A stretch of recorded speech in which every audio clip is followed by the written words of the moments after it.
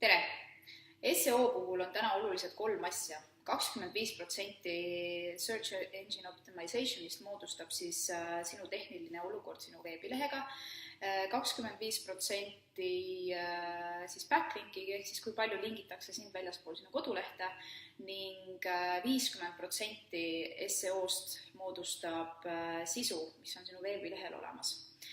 Google, Facebook kui ka teised sotsiaalmeediakanalid, nende eesmärgiks on see, et sina hoiaksid nende kliente. Ehk siis, et sa pakuksid nii oma sihtgrupile, jälgijatele kui ka selles keskkonnas olulist väärtust, mida inimesed armastavad.